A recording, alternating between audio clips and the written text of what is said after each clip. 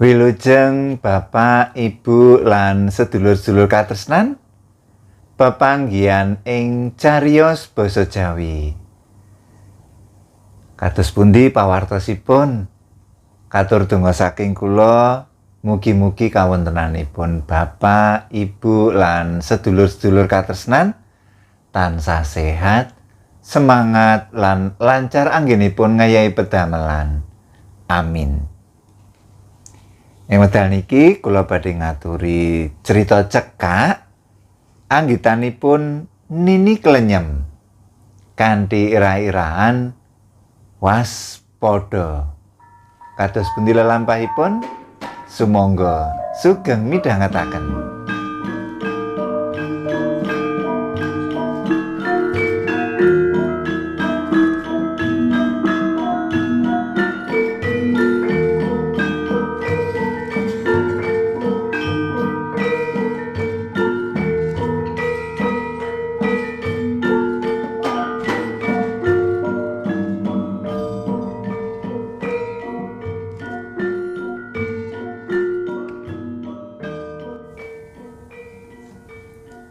Ibuku pancen wis apal uger dina prei, turuku mesti ngeplok.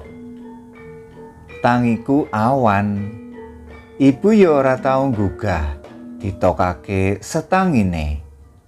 Wondene yen ora dong prei kerja, tangiku ajeg gasik. Jam 5 esuk aku wiwit nyandak gawean. Kabeh gawean omah aku sing nandangi. Yen ibu wungu, unjukan anget kopi nas gidel wis cumepak ana meja. Jubin omah lan latar ngarep wis tak sapu. Piring-piring reget uga tak asahi. Cekake sadurunge ibu wungu kabeh wis mlanting.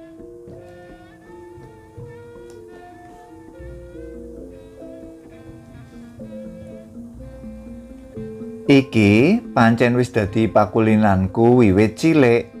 Sing maune aku mung ewang-ewang ibu, saiki ganti panjenengane sing tak kepenakake. Senajan yen aku wis mangkat nyambut gawe, ibu isih masak meneh. Aku wis matur wola-wali, mbok mundhut panganan mateng wae. Wong ya cedhak pasar. Ning ibu tetep ora kersa. Ngendikane pakulinan jajan mono ora becik merga boros. Wusanane aku trima meneng wae. Nanging esuk iki nalika aku lagi dandan, ibu nyedak. Loh, As, iki rak tanggal abang to, Nduk? Kok kowe macak kuwi ge arep lunga menyang ngendi? Anu Bu, badhe nderekaken Pak Brojo blonjo kangge slametan pendak setahun sedanipun Bu Brojo.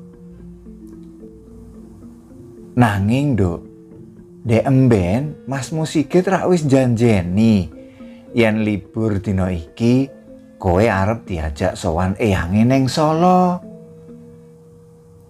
Inggih Bu, kula kengetan kok.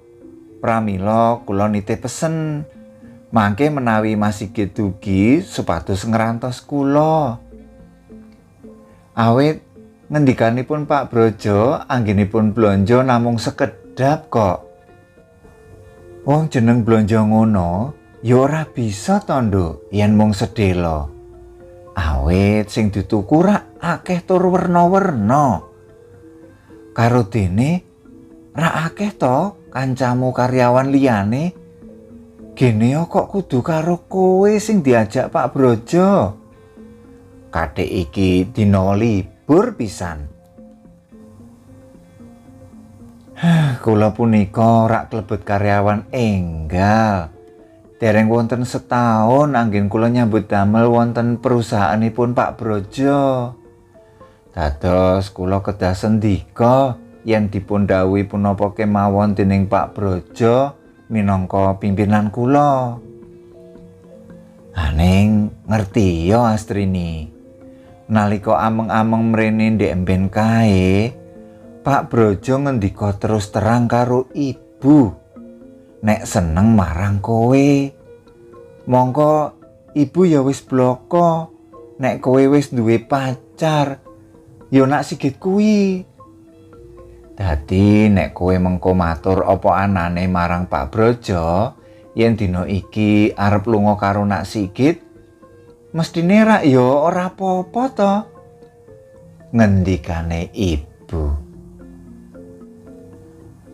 Nggih mboten punapa-punapa, Bu. Aning raos kula mboten sekeca. Awit kala wingi kula sampun kelajeng sagah. Menawi kula wurungaken mindak dipun wastani kula nyepelekaken dhateng pimpinan. Lagi wae aku lan ibu munggel wawan gunem, bel ngarepan keprungu muni mak kring dawa pratandha yen ana tamu. Gage aku buka lawang. Jebul Marjo sing merdayo. Marjo iku abdine Budira, ibune Mas Sigit.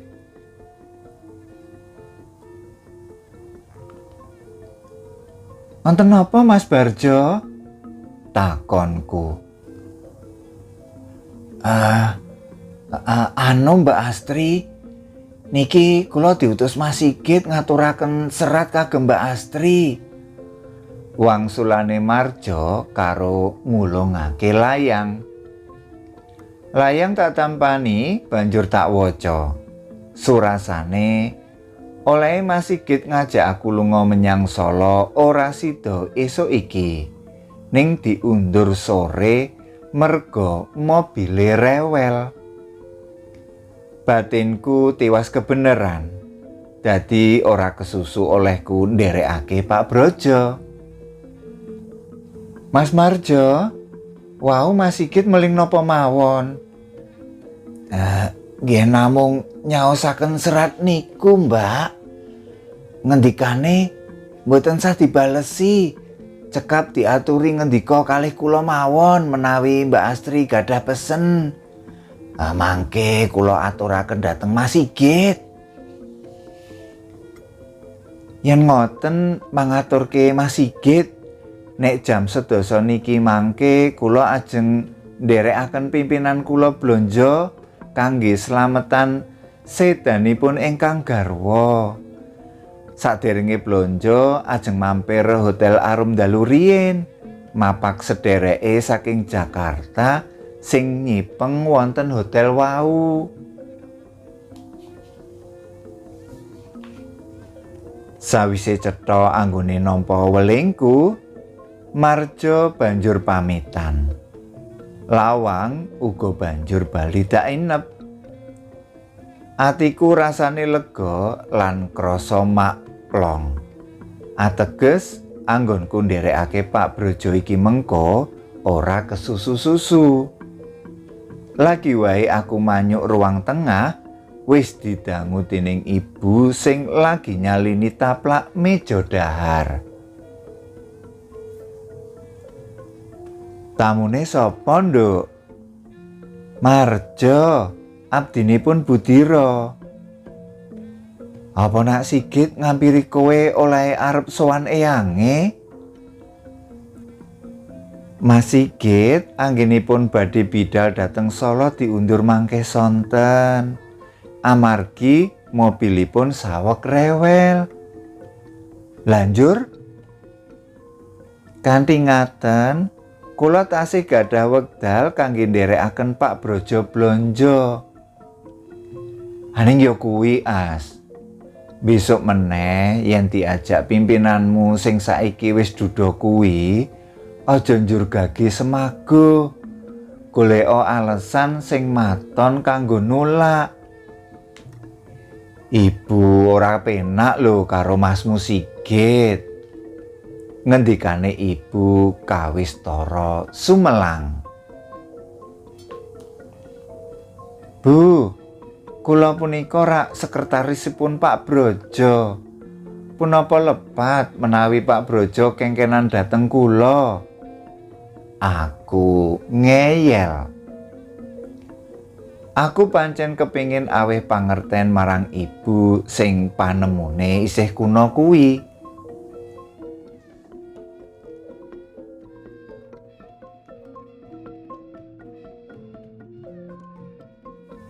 As, umpama Pak Brojo durung kawetu ngendikane yen seneng marang kowe, ibu ora pati samar.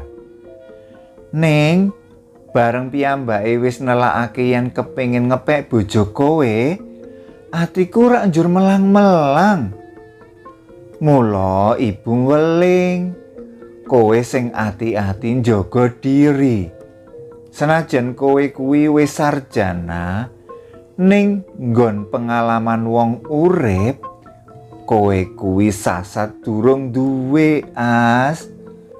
Kowe tansah kelingan yen kowe mono wis pacaran, malah wis resmi dirembuk Masmu Sigit. Dadi kowe aja nganti gawe ora senenge masmu. Tuture ibu. Inggih Bu, Mas Sigit inggih mboten nate sujanan kok. Sajakipun inggih mangertos menawi kalian pimpinan punika kedah sendika dawuh. Aturku ben ibu ora nyamarake banget marang aku.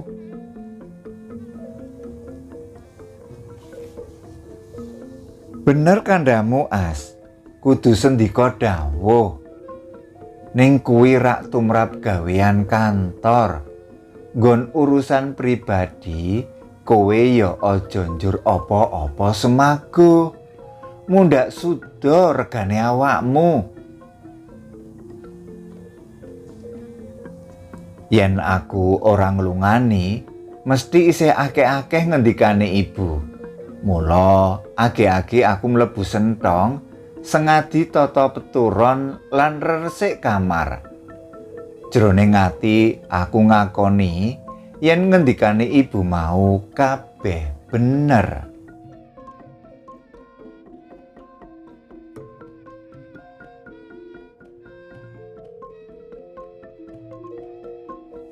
Kira-kira jam 10 ana sedan mlebu pekarangan. Aku ora pangling yen iku mobil pribadine Pak Brojo. Ibu wis tindak pasar. Dene bapak lenggahan ana ngarepan. Sawise tak lenggahake lan ngendikan sedhela, Pak Brojo banjur pamit bapak lan nyuwun lilah yen aku arep diajak blonjo. Bapak ngidini. Wusana aku wong loro runtung-runtung tumuju mobil njur bablas tumuju pasar gedhe.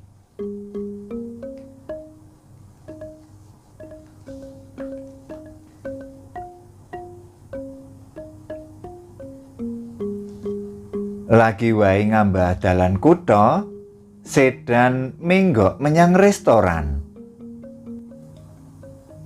Aku mau durung sarapan, As. Saiki uripku ora kopen.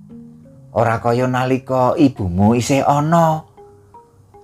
Golek sarapan dhisik ya. Ngendikan ngono karo gandeng tanganku mlebu restoran. Sejatine aku risi digandeng kaya ngene. Ning ora wani suwala. Astri, kowe milih arep am apa? Pandangune ngolak-ngalik buku menu. Kula nderek bapak mawon. Wangsulanku kanthi swara mudhun. Sidane Pak Brojo pesen sego putih sate buntel.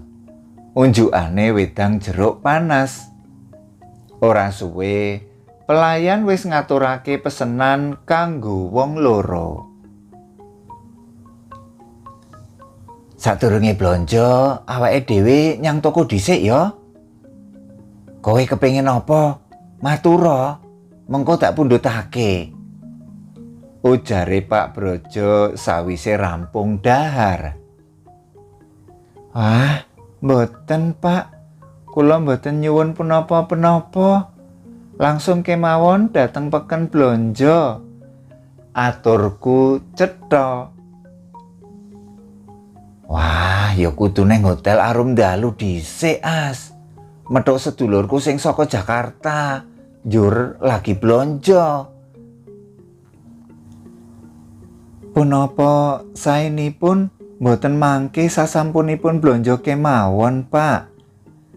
Ngampiri dateng hotel, lajeng kondur. Aku menehi pamrayoga.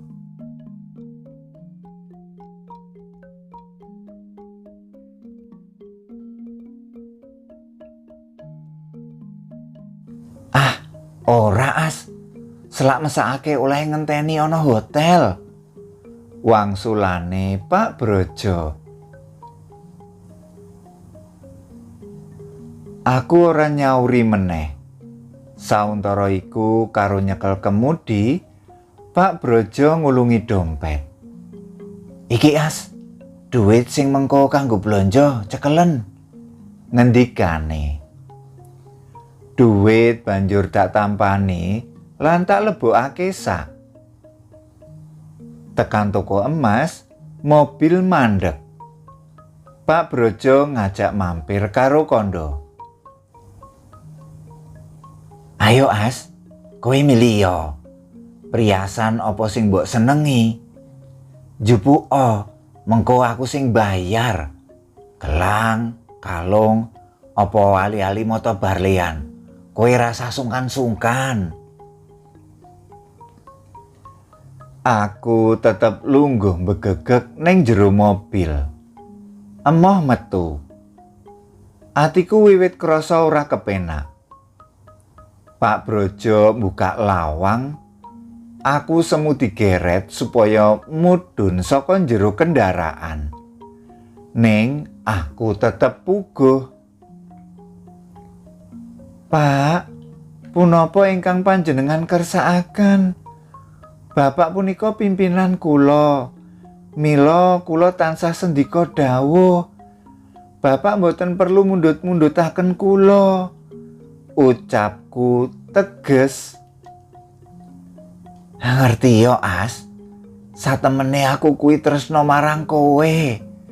Lan aku ya wis matur ibumu. Pak, kula sampun gadah pacangan. Rembag sampun dados. Kula badhe dipun lamar. Apa pacarmu mahasiswa sing lagi wae lulus kuwi? Apa sing mbok arep-arep saka dheweke? Selagine nyambut gawe wae durung. Apa-apa isih njaluk wong tuwa, kok arep ngepek bojo kowe. Seje yen kowe gelem dadi bojoku, samu barang wis cemepak, sing kabeh mau bakal dadi duwekmu. Pak, kula sampun sami tresna, tiyang sepuh kekalih ugi sampun mangestoni.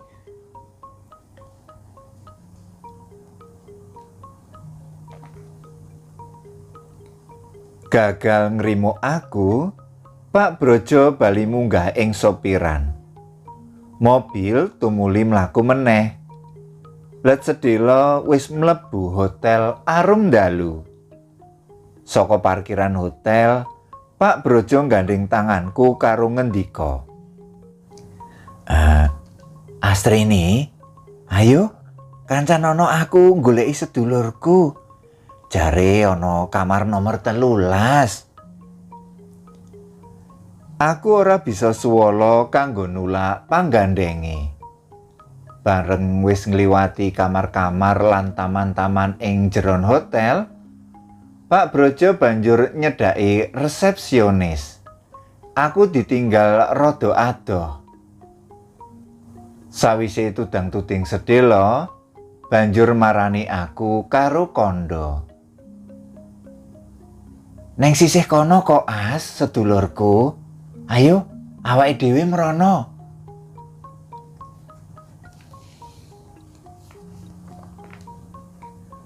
Bareng tekan kamar sing manjilo lan katon asri, Pak Brojo saya ngencengi anggone gandeng tanganku. Hah, lah kae As, kamar nomor 13. Pak, engkang dipun pedhok pundi tiyangipun? Menika wontenipun kok tutupan. Wis to, ayo. Mbok menawa lagi padha ngaso. Iki, aku wis nggawa kuncine. Bangkeanku dirangkul rasa, disurung nyedhaki lawang kamar. Aku polah lan duwa karepe, wegah diajak mlebu kamar. Pak Brojo saya rasa anggone narik. Aku nyengkah-nyengkah karo nguwasake rono rene. Mbok menawa ana wong kemliwer lan bisa tak jaluki tulung. Ning lorong kamar kuwi pinuju sepi. Mung ana tukang kebon loro sing lagi nyapu ing sisih adoh kono. Aku gage bengak-bengok. Pak Bon, Pak Bon, mang mriki. Weruh aku dieret-eret Pak Brojo karo nyengkah-nyengkah. Pawongan kekarone agahan mlayu nyedhak. Topi sing oleh nganggo semu diblesekake kuwi jalari rupane Pak Bon ora ketara. Sabar Pak, sabar. Celatune Pak Bon karo mengkang tangane Pak Brojo sing ngrangkul bangkeanku. Pak Brojo ngeculake aku. Katon banget yen kagol atine. Kanthi praupan mangar-mangar, piyayi kang wis ngunduri tuwa kuwi malang kadak. Ngopo kowe ngurusi urusan ing liyan? Aku tamu hotel. Kowe mung gedibal neng kene. Kowe kliru, Pak. Astrini kuwi calon bojoku. Mara waspadakno aku. Kandhane wong mau karo nyopot topine. Ya ampun. Jebul wong loro kang menganggo satataning tukang kebon kuwi Mas Sigit lan Marjo. Sapa kowe? Pitakone Pak Brojo. Aku Sigit. Nyoh rasakno. Blah. Ora kanyono, bogem mentahe Mas Sigit tumiba ing raine Pak Brojo. Aku njerit. Mas Sigit kang emosi kuwi cepet dak gelandang metu. Pak Brojo tiba klumah mbarengi tekane satpam. Karo lunga Mas Sigit kober kondo marang satpam. Terima kasih Pak. Ini pacar saya yang mau diperkosa oleh pimpinannya. Marang Pak Brojo Mas Sigit kondo karo mencereng. Nek kowe ora trimo, lapura polisi. Tak tunggu.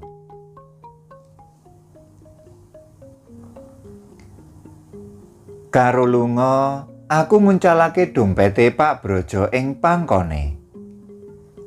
Sabanjure embuh piye urusane, sing cetha aku mesti kelangan pakaryan merga dipecat dening Pak Brojo.